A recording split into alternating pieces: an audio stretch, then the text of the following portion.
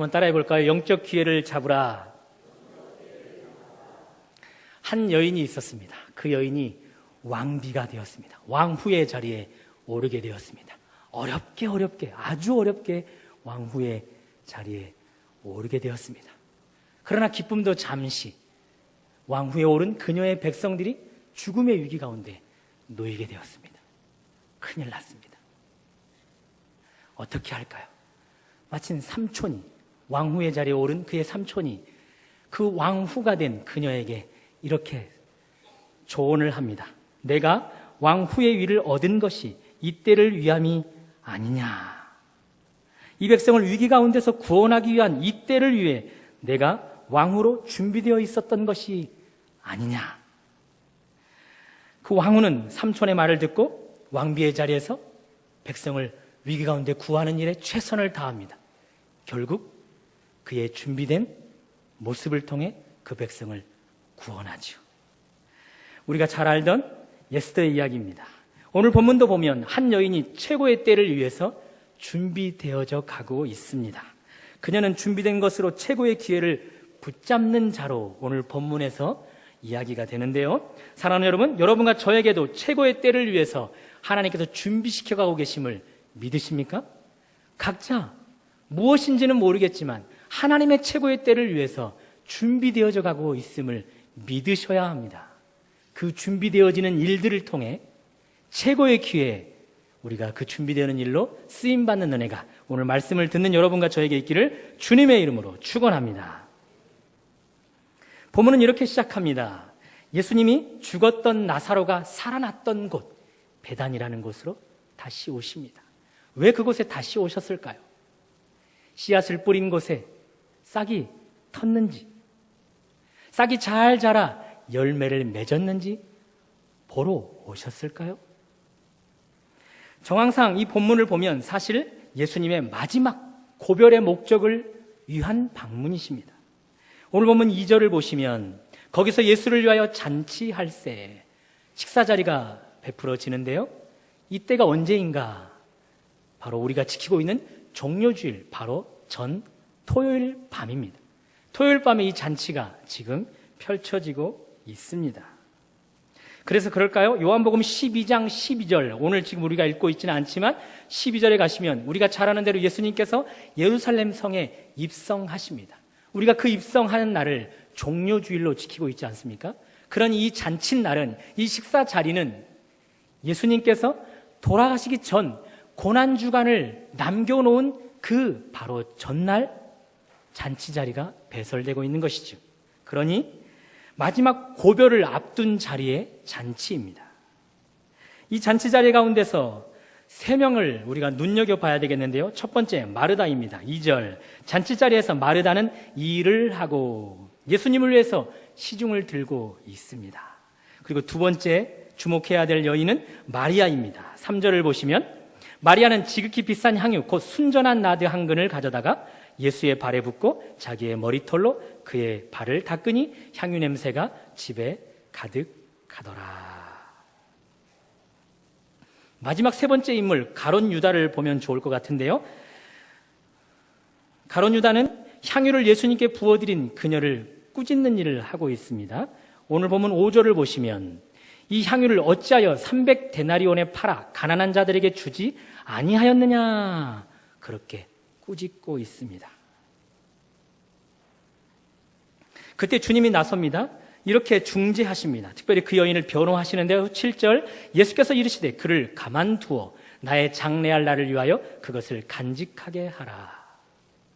가만두어라 라는 말은 이해가 됩니다. 가만두어라. 그런데 그 다음 요절에 계속해서 보시면 나의 장례할 날을 위하여 그것을 간직하게 하라. 무엇을 간직하라는 것일까요? 이미 예수님께 부어버린, 쏟아버린 향유를 간직하라는 것일까요? 장례할 날을 위해서 간직하였다가 장례할 때 그것을 사용하라 라는 말씀일까요? 한번 쏟아진 물 주워 담을 수 없지요. 향유 이미 부어버렸습니다. 그러니 주워 담을 수 없습니다. 그렇다면 도대체 가만두어라는 말은 이해가 되는데 나의 장례할 날을 위하여 그것을 간직하게 하라, 이 말씀은 무엇을 의미하는 걸까요? 표준 새 번역으로 이 본문을 번역해보면 이런 뜻입니다. 잘 들어보십시오. 그대로 두어라. 그는 나의 장례날에 쓰려고 간직한 것을 쓴 것이다. 향유를 장례날을 위해서 간직하였다가 오늘 이 자리에서 썼다는 것이죠. 우리말 성경에는 이렇게 번역합니다. 그대로 두어라. 이 여인은 내 장례날을 위해 간직해둔 향유를 쓴 것이다. 그러니 우리 지금 성경으로는 번역이 어렵게 느껴지지만 표준 새 번역으로 보면, 우리말 성경으로 보면 쉽게 알 수 있습니다. 그러니 그녀는 훗날에 사용하기 위해서 이 향유를 준비하고 간직했습니다. 그 간직했던 향유를 자신도 모른 채 예수님께 부어드렸죠. 예수님의 장례 일주일을 남겨놓은 그 시점, 최고의 중요한 시점에서 이 향유를 예수님 전신에 부어드렸습니다. 사랑하는 사람을 떠나보냈을 때, 특별히 그 사람의 임종을 지켜보지 못한 사람들은 마음을 많이 아파합니다. 그 임종을 지켜보지 못했기 때문에 그렇습니다. 죄인을 위해서 아낌없이 생명을 내어주시는 예수님의 임종을 아무도 준비하지 못하고 있습니다. 그렇게 예수님을 그저 떠나보냈다면 얼마나 마음이 아프겠습니까? 그런데 예수님은 그녀를 준비시켰습니다. 향유를 준비하게 하였고, 오늘 이렇게 예수님 전신에 그 향유를 붓게 하여 장례날을 준비하게 하였습니다. 준비된 것을 최고의 때에 최고의 기회로 사용하였습니다. 오늘 본문이 마태복음과 또 마가복음에 병행해서 기록이 되는데요. 마태복음에서는, 마태와 그리고 마가는 이 여인이 예수님께 향유를 머리에 부었다라고 기록하고 있습니다. 그런데 오늘 사도 요한은 이 향유를 예수님 발에 부었다라고 기록합니다. 머리에 부은 것이 맞습니까? 발에 부은 것이 맞습니까? 이 둘의 차이를 어떻게 해결할 수 있을까요? 학자들은 말합니다. 머리에 향유를 부었습니다. 향유가 많은 양이기 때문에 머리에서 어깨로, 그리고 예수님의 몸을 타고 흘러내렸습니다. 그것이 예수님의 발까지 적셨습니다. 그 적셔진 향유를 이 여인은 머리털로 닦기 시작했습니다. 그러니 기름 부음을 받은 주님의 그 옷은 예수님께서 십자가 지시기 전까지 예수님께 향기를 내어드렸습니다. 십자가의 길을 홀로 고뇌하며 걸어갈 때에도 그녀가 드린 향유의 선물은 여전히 예수님의 몸에서 향기를 나타냈습니다. 향기로, 예수님이 맡을 수 있는 유일한 향기로 그 향기는 주님의 몸에서 풍겨났습니다. 그러니 그녀가 주님께 드린 이 향유는 최고의 기회에 드린 최고의 선물입니다. 목사님, 저는 그런 값비싼 향유가 없습니다. 그런 향유를 준비하지도 못했습니다. 그러니 저에게 최고의 기회가 온들 이 값비싼 향유를 준비 못한 내가 어떻게 그 기회를 선용할 수 있겠습니까? 그렇게 질문할 수 있을 것 같습니다. 목사님, 저는 에스더처럼 높은 자리에, 높은 지위에 앉아있지도 않습니다. 그런 높은 영향력이 있지도 않습니다. 그러니 이런 저에게 최고의 기회가 온들 그 기회를 선용한들 무엇으로 하나님께 최고의 영광을 올려드리겠습니까? 그렇게 의문을 갖는 분들도 계실 것입니다. 그런데 여러분 알고 계십니까? 오늘 본문에 살짝 등장하는 나사로, 그가 요한복음 11장에 보면 병이 들었습니다. 더 자세히 말씀드리면 그가 병이 들어서 죽게 되어버렸습니다. 여러분, 병든 몸으로 예수님께 영광을 돌릴 수 있을까요? 죽은 몸으로 하나님께 영광 돌릴 수 있을까요? 우리 생각으로는 가능치 않습니다. 그런데 병든 이 나사로를 향해 주님이 이렇게 말씀하십니다. 요한복음 11장 4절인데요. 이 병은 죽을 병이 아니라 하나님의 영광을 위하며 하나님의 아들이 이로 말미암아 영광을 받게 하려 함이라. 그러니 나사로를 병들게 하신 것은 우리 주님이 그를 준비시킨 것입니다. 그를 죽게 한 것은 나사로의 그 죽음이 나사로를 준비케 한 것이죠. 하나님께 영광이 되는 일에, 그리고 그의 아들 예수님께 영광이 되는 일로 말입니다. 또 요한복음 9장에 보시면 날 때부터 소경된 자가 있었습니다. 앞을 보지 못하는 자입니다. 앞을 보지 못하는 이 눈을 가지고 예수님께 영광을 돌릴 수 있을까요? 그 그 눈을 가지고 하나님께 영광을 돌릴 수 있을까요? 그런데 이 소경된 자를 향해서도 우리 주님은 이렇게 말씀하십니다. 그의 소경됨은 하나님이 하시는 일을 나타내고자 함이라. 무슨 말씀입니까? 주님은 그에게 날 때부터 소경되도록 준비시켰습니다. 그 보지 못하는 눈을 그에게 준비시켜서 하나님이 하시는 일을, 우리 주님이 하시는 일을 나타내게 하여 결국은 하나님께 영광이 되게 하는 일로 쓰임받게 하였다는 사실입니다. 그러니 꼭 향유가 아니어도 좋습니다. 높은 자리가 아니어도 좋습니다. 우리에게 준비되는 것들이 높이 평가되는 것들이 아니어도 괜찮습니다. 우리가 보기에 하찮은 것이라 할지라도 괜찮습니다. 중요한 것은 저와 여러분 모두가 하나님께 준비되어져 가고 있다는 사실입니다. 그 준비되어져 가는 것이 언젠가 하나님의 손에 최고의 때에 사용될 수 있다는 사실입니다. 그렇다면 타이밍이 중요합니다. 어떻게 하면 우리에게 준비되고 있는 것들을 최고의 기회에 주님께 드려 사용될 수 있을까요? 한번 따라해 볼까요? 사랑하고 사랑받는 관계가 되어야 한다. 오늘 본문에 나온 이 나사로, 지금은 살아있지만 앞에서 말씀드린 대로 병이 들었습니다. 죽을 병이 들었습니다. 그래서 마르다와 마리아가 예수님께 이 병든 나사로에 대한 소식을 전달합니다. 그런데 이 전달할 때 그 문구가 이렇게 기록이 됩니다. 주여, 사랑하시는 자가 병들었나이다. 주님께 사랑받는 나사로가 병들었나이다. 그렇게 분명하게 기록하고 있습니다. 주님께 사랑받는 자, 그가 병이 들었습니다. 무엇을 알 수 있습니까? 주님이 사랑해 줄 만큼, 주님께 사랑받을 만큼 지금 나사로는 주님을 사랑하는 자였다는 사실입니다. 사랑하는 관계, 사랑받는 관계였습니다. 최고의 영적 기회를 놓치지 않고 잡을 수 있는 기회는 하나님을 사랑하는 자에게, 그리고 하나님께 사랑받는 자에게 허락됨을 믿으시기 바랍니다. 당신은 사랑받기 위해 태어난 사람, 당신의 삶 속에서 그 사랑받고 있지요. 우리 수랍 찬양대가 다음 구절 시작. 태어난 사람, 당신의 삶 속에서 그 사랑받고 있지요. 이 찬양이 대중들에게도 알려졌습니다. 믿지 않은 대중들에게까지. 그만큼 가사, 사랑받는다는 가사가 대중들에게도 귀감이 되었던 것이죠. 그런데 여러분은 정말 사랑받기 위해 태어난 사람임을 믿으십니까? 지금도 그 사랑 받고 계십니까? 하나님이 지금도 여러분을 사랑하고 계심을 믿으십니까? 아니면 그 사랑이 흔들고 계십니까? 오늘 내 삶을 말씀에 비춰볼 때, 주님의 삶에 비춰볼 때, 말씀의 거울 삼아 나를 비춰볼 때 그 사랑의 확신이 더욱더 거듭되어지십니까? 아니면 부족한 내 삶을 바라보며 그 사랑에 대한 흔들림이 있으십니까?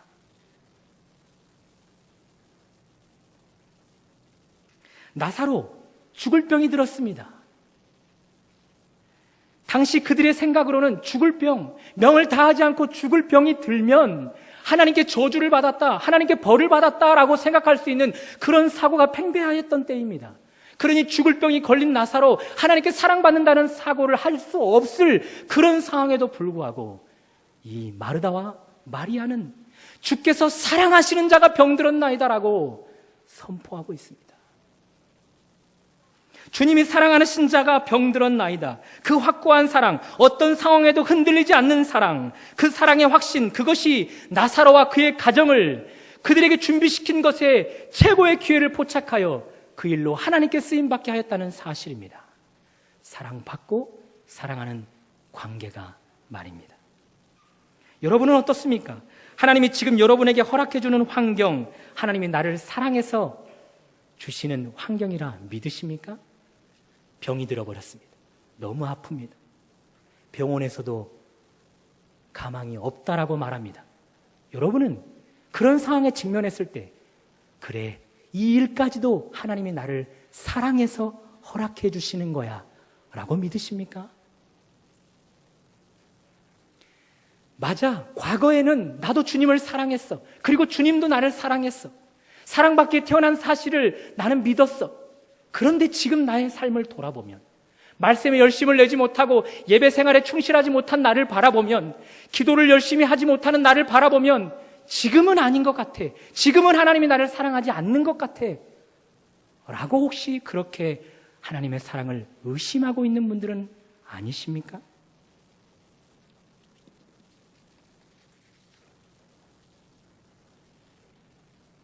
그렇게 사랑에 대하여 흔들리고 있는 분들은 최고의 영적 기회를 포착할 수 없고 하나님이 준비시켜 주신 그것으로 최고의 기회에 사용될 수 없다는 사실입니다. 사랑하는 여러분, 주님은 우리 조건과 관계없이 사랑하시는 분이심을 믿으시기 바랍니다. 누가복음 15장에 보면 탕자의 비유가 나옵니다. 두 번째 아들이 내 재산을 먼저 주십시오. 그 재산을 받아서 떠났습니다. 그 돈을 유용하게 썼습니까? 유익한 일에 썼습니까? 아닙니다. 다 탕진해버렸습니다. 그의 형의 말을 들어보면 그 돈을 창녀들과 함께 삼켜버렸다라고 성경은 기록합니다. 그런 그가 아버지께 돌아오는 날 어떻습니까? 그가 떠난 날부터 아버지는 그를 기다리고 계셨습니다. 돈을 탕진했었던, 형편없는 삶을 살았었던 그런 아이들을 묻지도 않고 따지지도 않고 그를 기다리고 계십니다. 그리고 그가 돌아왔을 때는 그가 떠나기 전에 삶으로 회복하여서 그에게 모든 삶을 회복시켜 줍니다. 조건 없이 무조건적으로 그 아들을 사랑합니다. 이것이 하나님의 사랑입니다. 이런 하나님에 대한 사랑에 대해서는 우리가 흔들림 없이 확신을 가지고 살아가야 한다는 사실입니다. 누군가 말합니다. 지구 가운데 70억이나 되는 인구가 있는데 그 인구가 한 사람도 없다 할지라도, 이 지구 가운데 70억이나 되는 인구가 한 사람도 없고 오직 나 혼자 있다 할지라도 우리 하나님은 나를 위해 그 아들을 십자가에 못 박아 죽이셨을 것이라. 사랑하는 여러분, 로마서 8장은 하나님의 사랑에 대해서 그 누구도 우리를 끊을 자가 없다 말씀하십니다. 오전에도 목사님께서 말씀하신 것처럼 누가 우리를 그리스도의 사랑에서 끊으리요? 환난이나 권고나 박해나 기근이나 적신이나 위험이나 칼이라. 내가 확신하노니 사망이나 생명이나 천사들이나 권세자들이나 현재일이나 장래일이나 능력이나 높음이나 깊음이나 다른 어떤 피조물이라도 우리를 우리 주 그리스도 예수 안에 있는 하나님의 사랑에서 끊을 수 없느니라. 하나님 사랑의 눈으로 나를 어느 때나 바라보시고 하나님 인자한 귀로서 언제나 나에게 기울이시니 어두움에 밝은 빛을 비춰주시고 나의 작은 신음에도 응답하시니 너는 어느 곳에 있든지 주를 향하고 주만 바라볼지라. 내가 비록 어두움 속에 있다 할지라도 사랑의 눈으로 나를 바라보시는 하나님, 비록 내가 연약해서 제 가운데 살아간다 할지라도 인자한 기로서 나에게 귀 기울이시는 하나님, 그 하나님은 우리를 향해 여전히 사랑으로 다가오시는 분이십니다. 하나님의 사랑은 문제가 없습니다. 그러니 우리 쪽에도 문제가 없어야 합니다. 조건 때문에 흔들리는 사랑이 되어서는 안 됩니다. 환경 때문에 흔들려서는 안 됩니다. 이제부터는 확신을 가져야 합니다. 내가 확신하노니 내가 비록 어둠 가운데 있다 할지라도 하나님은 나를 사랑하노라. 내가 비록 죄 가운데 있다 할지라도 나는 확신하노라. 하나님의 사랑을 확신하노라. 비록 내가 넘어지고 여전히 죄 가운데 질퍽질퍽한 삶을 산다 할지라도 나는 하나님에 대한 사랑을 확신하노라.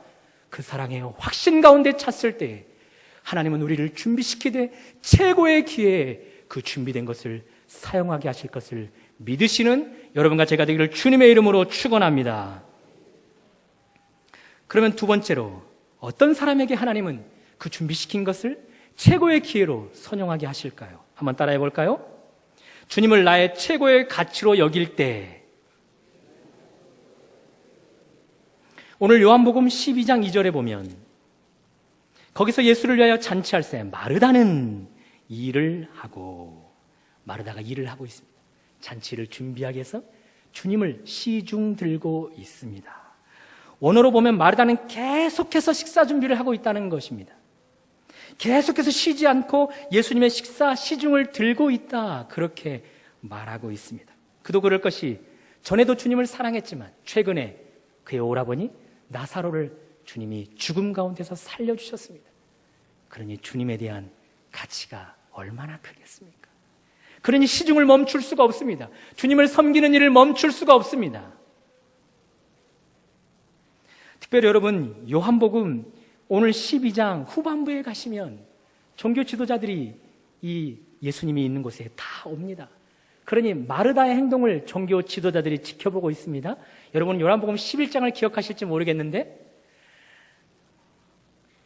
요한복음 9장을 기억하실지 모르겠는데 요한복음 9장에 보면 날 때부터 소경이 있었지 않습니까? 그 소경이 눈을 뜨게 된 뒤 예수님을 인정하게 됩니다. 예수님을 인정한 뒤로 그는 그 공동체에서 출교를 당합니다. 종교 지도자들에 의해서 말입니다. 그러니 마르다가 예수님을 시중 들고 있는 이곳에 종교 지도자들이 눈에 불을 켜고 바라보고 있습니다. 누가 예수님을 인정하는가? 누가 예수님을 시인하는가? 그렇게 말입니다. 그런데 그 불꽃 같은 그들의 시선 앞에서도 마르다는 예수님을 시중 두는 일을 쉬지 않고 하고 있습니다. 마르다, 과거에도 예수님을 시중 들었었던 일이 있습니다. 예수님이 그의 집에 오셨습니다.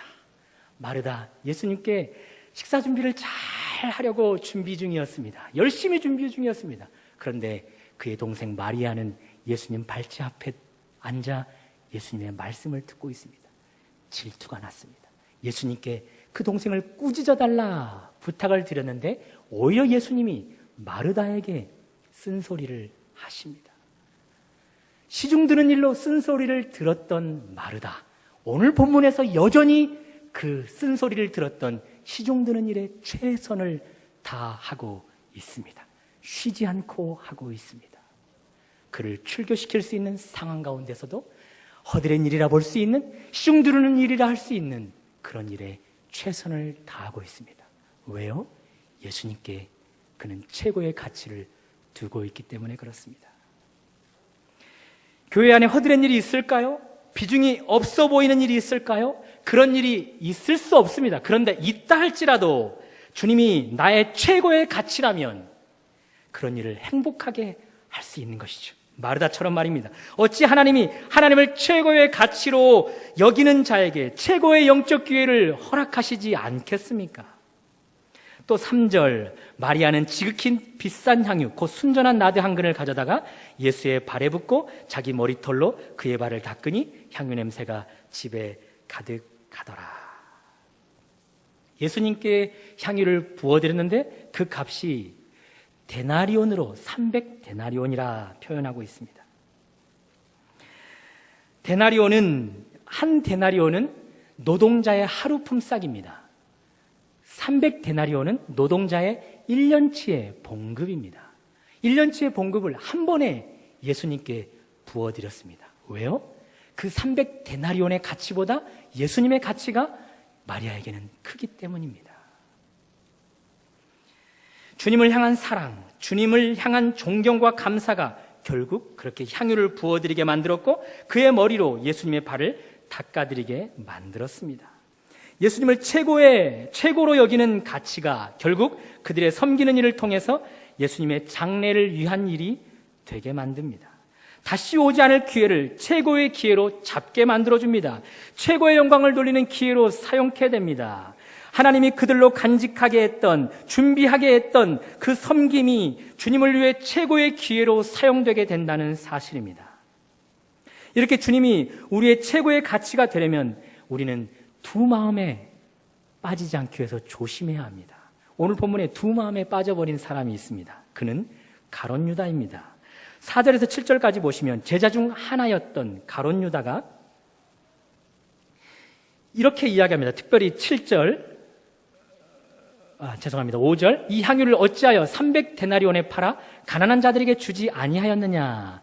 그런데 이렇게 말한 뒤에 이렇게 말한 이유를 이야기하죠. 6절, 이렇게 말하면 가난한 자들을 생각함이 아니요 그는 도둑이라 돈깨를 맞고 거기 넣는 것을 훔쳐 가밀어라. 돈의 욕심 때문에 지금 마음을 속이고 있습니다. 돈을 훔쳐가기 위해서 그녀를 지금 꾸중하고 있습니다. 최고의 기회를 잡아서 최고의 선물을 드리고 있는 그녀를 지금 꾸짖고 있습니다. 가룟 유다가 말입니다. 그때 예수님이 입을 여십니다. 7절, 예수께서 이르시되 그를 가만두어라. 표준 번역으로 나의 장래할 날을 위하여 간직한 것을 사용한 그를 가만두어라. 주님이 말씀하셨기에 망정이지 하마터면 가난한 자를 위해 가난한 자를 위해 돈을 사용해야 될 그 돈을 예수님께 부어드린 그녀가 오히려 지탄을 받을 위기에 놓여버렸었다는 것이죠. 어쨌든 가룟 유다, 예수님과 함께 3년이라는 시간을 보냈던 자 아닙니까? 마리아보다 마르다보다 나사로보다 더 오랜 시간을 주님과 함께 교제했던 사람입니다. 그렇게 가까이에서 주님을 스승으로 모시고 따랐던 제자였습니다. 주님 곁에 있었기 때문에 더 많은 기적, 더 많은 이적들을 그는 친히 경험했던 사람이었습니다. 그런데 그에게 주님은 최고의 가치의 자리에 놓여 있지 않습니다. 그에게 최고의 가치는 돈이 되어버렸습니다. 가룟 유다도 처음에는 예수님이 최고의 가치였겠죠. 그에게 모든 것이었을 것입니다. 그런데 돈이라는 것이 그에게 들어오더니 그의 마음을 빼앗아 버렸습니다. 나중에는 돈이 그를 역전시켜버렸습니다. 얼마나 돈에 빠져 있었는지 여인이 부은 향유값을 단번에 알아맞힙니다. 300데나리온이라고 말입니다. 셈에 능하였기 때문에 그랬을까요? 그렇다면 정작 유다는 예수님의 가치를 어느 정도 두고 있을까요?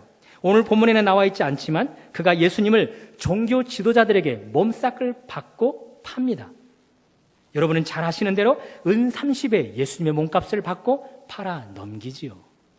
은 30, 당시 은은 세겔이라는 화폐 단위로 사용되었습니다. 1세겔은 노동자의 나흘 품삯입니다. 아까 말씀드렸던 한 데나리온은 노동자의 하루 품삯인데 1세겔은 노동자의 나흘 품삯입니다. 그러니 당시 은 30세겔을 데나리온으로 환산하면 60데나리온에 해당되는 것이죠. 마리아가 드린 향유 데나리온의 5분의 1값밖에 되지 않습니다. 그 5분의 1값을 받고 예수님을 팔아버렸습니다. 특히 은 30세겔은 종의 몸값으로 지불되었던 것이죠. 출애굽 21장 31절에 보면 소가 남의 종을 들이받았을 때 그 종의 몸값을 지불할 때 은 30세겔을 지불합니다. 그러니 이 가룟 유다는 종의 값으로 예수님을 팔아넘겼던 것이죠.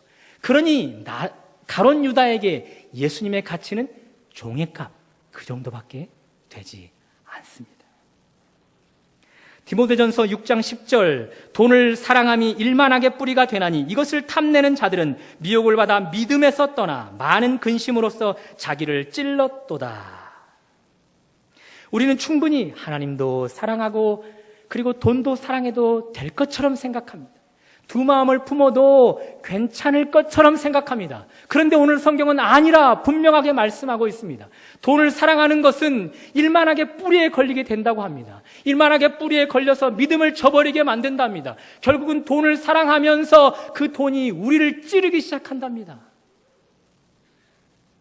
나사로, 하나님도 사랑하다가 돈을 사랑해서 두 마음을 풀어버린 결과 일만하게 뿌리에 걸려 믿음을 저버리고 결국 그 돈이 그를 찌르고 있습니다.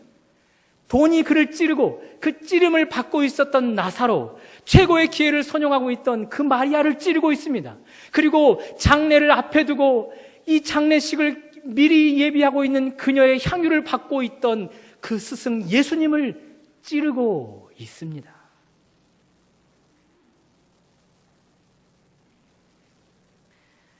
사랑하는 여러분, 내가 주인 삼은 모든 것을 내려놓으셔야 합니다. 하나님 외에 내가 사랑하는 것들을 내려놓으셔야 합니다. 그럴 때 준비된 것들이 주님을 위해 최고의 때 최고의 선물로 사용될 수 있기 때문에 그렇습니다. 사랑하는 여러분, 우리는 유다를 통해서 알 수 있습니다. 하나님이 우리에게 무엇을 준비하게 했다 할지라도 두 마음을 품는 자는 그것을 사용할 수 없다는 사실입니다.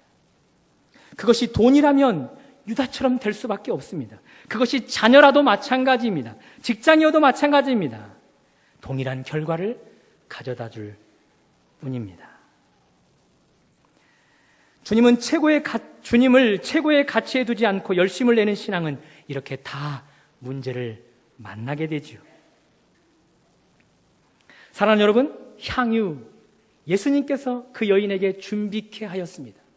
그녀가 오늘 본문에서 이 저녁 잔치에서 그 준비된 것을 사용하지 않았다면 어떻게 되었을까요? 그 향유 어디에 사용되었을까요? 그 향유 어디에 부어졌을까요? 주님을 사랑했던 여인, 그리고 하나님께 사랑을 받았던 여인, 그리고 주님을 최고의 가치로 여겼던 여인, 그 향유를 우리 주님께 부어드릴 수 있었습니다. 최고의 기회를 놓치지 않고 우리 주님께 최고의 선물로 드릴 수 있게 되었습니다. 사랑하는 여러분, 하나님이 여러분과 저에게 각자의 삶 속에서 준비시켜가고 있는 것이 있습니다. 모든 사람이 이 준비되어지는 것을 통해 하나님께 최고의 기회에 사용되는가? 그렇지 않습니다. 그 기회를 놓쳐버리는 사람들이 많습니다. 건강한 것이 기회인데, 그 준비시켜 주신 것이 건강인데 그 건강의 때를 놓쳐버릴 때가 있습니다. 돈을 하나님께서 준비시켜 주셨는데 하나님께 사용하지 못하여 그것을 낭비해버리는 사람들이 많이 있습니다. 하나님을 사랑하는 자가 그것을 낭비하지 않고 최고의 때에 사용할 수 있습니다. 하나님을 최고의 가치로 두는 자가 그것을 낭비하지 않고 사용할 수 있게 됩니다. 사랑하는 여러분, 하나님은 우리에게도 이렇게 최고의 때에 우리를 사용하기 위해서 준비시켜 놓은 것들이 있습니다. 그것들이 무엇이든지 주님을 사랑하는 자가 되어서, 또 주님의 사랑에 대한 확신을 가진 자가 되어서 최고의 때에 하나님께 드릴 수 있기를 바랍니다. 또한 최고로 하나님을 나의 가치로 여겨서 내 가치가 두 마음으로 갈라지지 않도록, 나누어지지 않도록 조심하셔서 내게 준비된 것들을 하나님께 최고의 선물로 올려드리는 여러분과 저의 삶이 되기를 주님의 이름으로 축원합니다.